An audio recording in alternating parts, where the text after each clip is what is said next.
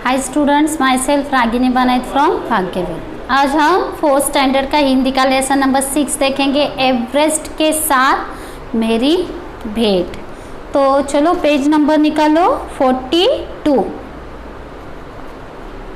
कभी भी अगर लेसन स्टार्ट हो गया तो सबसे पहले बुक सामने होनी चाहिए, उससे हमें लेसन जल्दी समझ में आता है। ओके, तो चलो लेसन स्टार्ट करते हैं। हिमालय की सबसे ऊंची चोटी का नाम क्या है? हिमालय की जो सबसे ऊंची चोटी है उसका नाम है एवरेस्ट। एवरेस्ट पे चढ़ने वाली पहली महिला कौन थी? अभी एवरेस्ट पे सबसे पहली महिला जो थी वो थी जुनको तेबाई, ये नाम की महिला थी। पर हमारे इंडिया की जो थी वो थी बचेंद्री पाल। तो उसके बारे में ही आज हम देखेंगे। जो पहली एवरेस्ट चढ़ने वाली महिला थी बचेंद्री पाल। हिम्मत और हौसले से व्यक्ति कठिन से कठिन काम को भी सरल बना देता है। बचपन से पर्वतों पर चढ़ने का सपना देखने वाली बचेंद्री पाल ने अपने साहस, आत्मविश्वास से अपना सपना पूरा किया। वे विश्व के सबसे ऊंचे शिखर पर पहुंचने वाली पहली भारतीय महिला बनी। इस पाठ में हम जानेंगे कि उनकी यह यात्रा कैसी रही। देखो बच्चों, कितना भी कठिन से कठिन काम आ जाए, पर हम अगर हिम्मत, हौसला और हमारा आत्मविश्वास, इससे अगर हम ये काम करेंगे तो क्या होगा, कितना भी कठिन काम आ जाए सामने हम उसे सॉल्व करेंगे। वैसे ही ये बचेंद्री पाल है पहली महिला जो भारत के सबसे ऊंचे शिखर पर पहुंच गई थी, एवरेस्ट पे। उसके बारे में हम आज देखेंगे कि उसकी यात्रा कैसे सफल हो गई, क्या किया उसने। ओके, तो चलो। कर्नल खुल्लर ने साउथ कोल तक की चढ़ाई के लिए 3 शिखर दलों के 2 समूह बना दिए। मैं सुबह 4 बजे उठ गई, बर्फ पिघलाई और चाय बनाई। अभी हिमालय पर्वत की यहाँ पे थे वो, तो वहाँ पे पानी का बर्फ़ ही होगा। तो बर्फ़ जो थी सुबह सुबह जल्दी 4 बजे उठ गई और जो गैस पर रख दी जो बर्फ़ थी उसे पानी कर दिया और उसके बाद उसकी चाय बनाई। कुछ बिस्कुट और आधी चॉकलेट का हल्का नाश्ता कर मैं 5:30 बजे अपने तंबू से निकल पड़ी। अगर उसने हेवी नाश्ता किया होता, कुछ नूडल्स खाए होते या कुछ पोहे, ऐसा कुछ भी खाया होता, उपमा वगैरह, तो वो हेवी हो जाता। और अगर हम कुछ खा लेते तो देखो हमारा जो शरीर है वो थोड़ा सा हमें सुस्त हो जाते हैं। हमें ऐसा लगता है कि अरे थोड़ी देर तक अभी कुछ नहीं करना चाहिए। इसीलिए उसने क्या किया, चाय बनाई और हल्का सा नाश्ता कर लिया और 5:30 बजे ही वो तंबू से निकल पड़ी। अंगदोर जी ने मुझसे पूछा क्या मैं उनके साथ चलना चाहूँगी। अंगदोर जी जो थे उन्होंने उससे पूछा कि मेरे साथ चलोगी? तो मुझे उन पर विश्वास था और साथ साथ मैं अपनी आरोहण की क्षमता और कर्मठता के बारे में भी आश्वस्त थी कि आरोहण मतलब जो पर्वत है उस पर चढ़ना, चढ़ाई में वो खुद पे इतना आत्मविश्वास था कि नहीं, मैं ये कर पाऊँगी और मैं ये करूँगी ही। ऐसी आत्मविश्वास जो है हमें चाहिए। वो जो थी वो क्षमता, कर्मठता और आश्वस्त थे कि ना नहीं, मैं आज कुछ भी हो जाए मैं वहाँ पे चढ़ के ही दिखाऊंगी। इसीलिए वो अंगदोर जी को उसने हाँ बोला। सुबह 6:20 पर जब अंगदोर जी और मैं साउथ कोल से बाहर निकले तो दिन ऊपर चढ़ आया था। हल्की हल्की हवा चल रही थी और ठंड बहुत अधिक थी।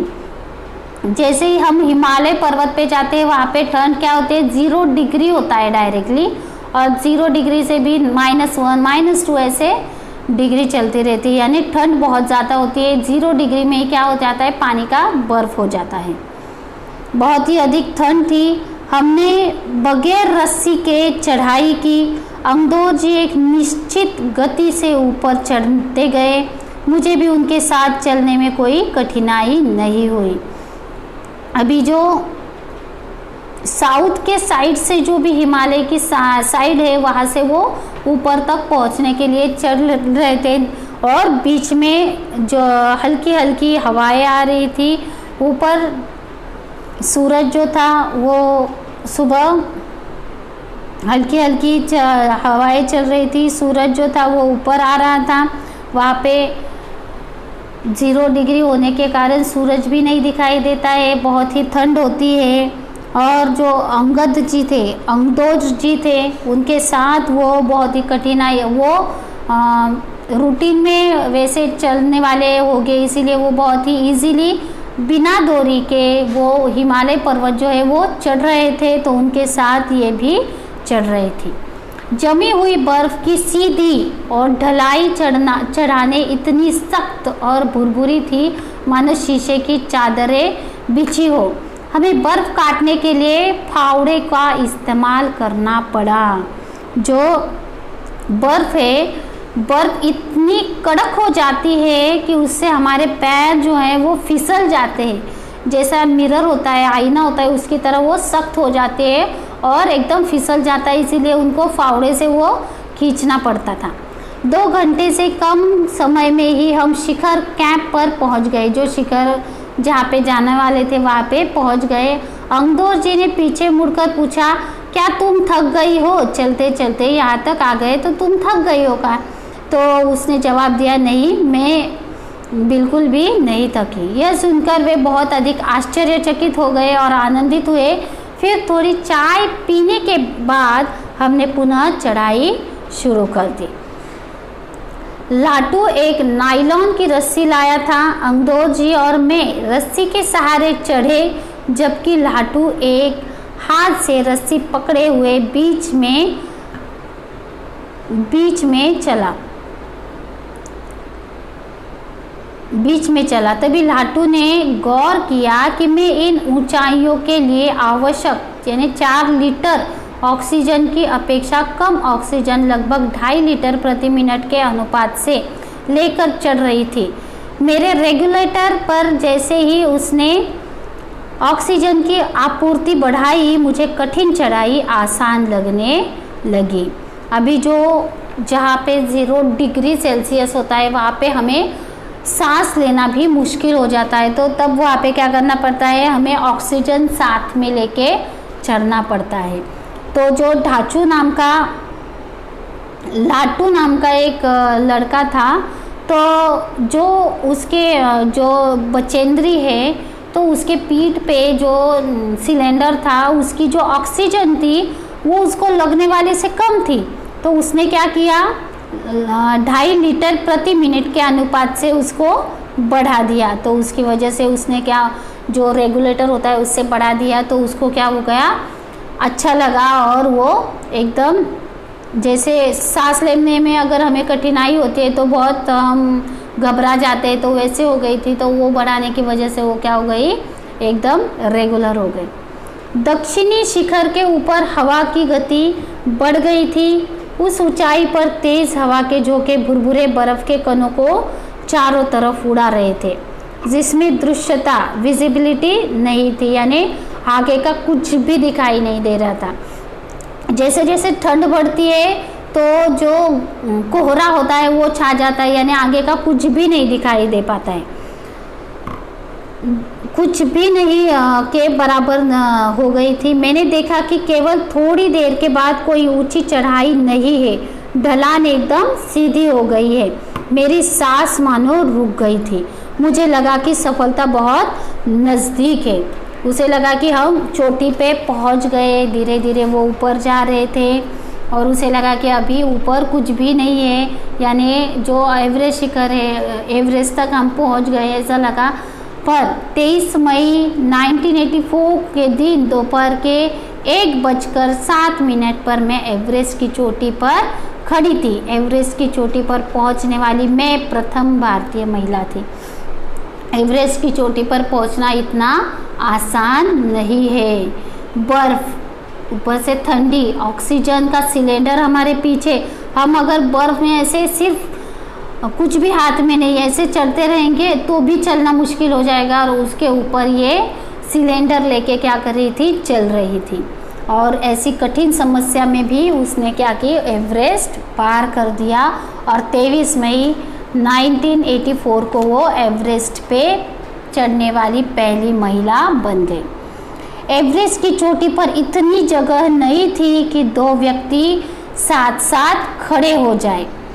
चारों तरफ हजारों मीटर लंबी सीधी ढलान को देखते हुए हमारे सामने मुख्य प्रश्न सुरक्षा का था। हमने फावड़े से पहले बर्फ की खुदाई कर अपने आप को सुरक्षित रूप से स्थिर कर दिया। अभी एवरेस्ट की जो ऊंचाई थी, सबसे टॉप यानी सबसे ऊपर हिमालय की चोटी, और पूरा ऊपर की जो साइड थी वो ऐसी जैसे कोन होता है उसकी जगह थी कि ऊपर के साइड पे एक आदमी के अलावा दूसरा खड़ा भी नहीं रह सकता था, इतनी ऊंचाई थी। तो सबसे पहले उन्होंने क्या किया, फावड़े से जो बर्फ़ के एवरेस्ट की चोटी है वो थोड़ी थोड़ी कम कर दी, और सुरक्षित रहने के लिए, नहीं तो अगर वहाँ खड़े हो गए और उससे नीचे गिर गए तो समझो काम तमाम, यानी रह नहीं पाएंगे। और उसकी एवरेस्ट की जो चोटी थी वो उन्होंने क्या कर दी, थोड़ी सी प्लेन कर दी और अपनी सुरक्षा कर ली। फावड़े से पहले बर्फ़ की खुदाई कर अपने आप को सुरक्षित रूप से स्थिर कर दिया। इसके बाद मैं अपने घुटनों के बल बैठी। बर्फ़ पर अपना माथा टेककर मैंने सागर माथा के ताज का चुंबन लिया। बिना उठे ही मैंने अपने थैले से हनुमान चालीसा और दुर्गा माँ का चित्र निकाला। इन्हें अपने साथ लाए लाल कपड़े में लपेटा और छोटी सी पूजा करके इनको बर्फ़ में दबा दिया। उठकर मैं अपने दल नेता अंगोदर जी के प्रति आदर भाव से झुकी। उन्होंने मुझे गले से लगाया। कुछ देर बाद सोनम पुलजर पहुँचे और उन्होंने हमारे फ़ोटो लिए।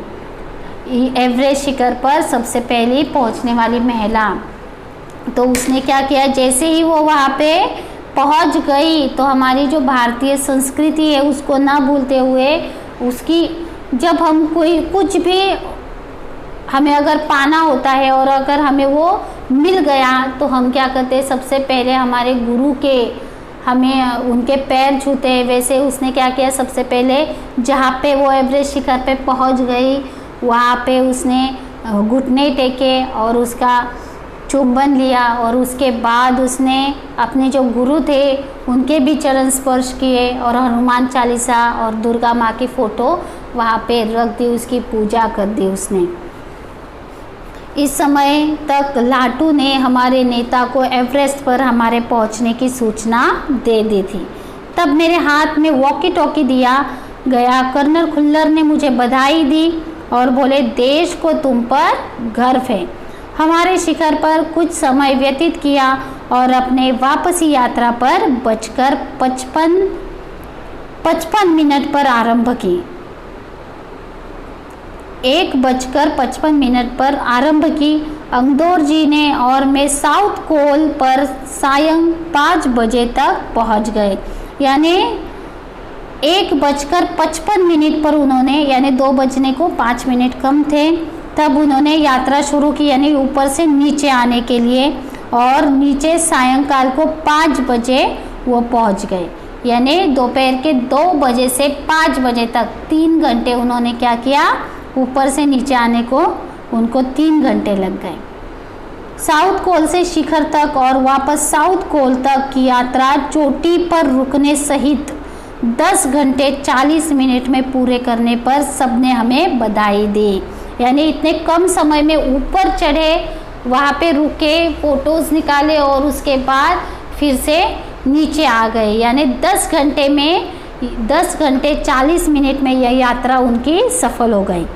मैं जब अपने तंबू में लौट रही थी, मैंने मेजर कुमार को कर्नल खुल्लर से वायरलेस पर बात करते हुए सुना, आप विश्वास के करें या न करें, श्रीमान बचेंद्री केवल 3 घंटे में ही नीचे वापस आ गई है और वह उतनी ही चुस्त दिख रही है जितनी वह आज सुबह चढ़ाई शुरू करते समय थी।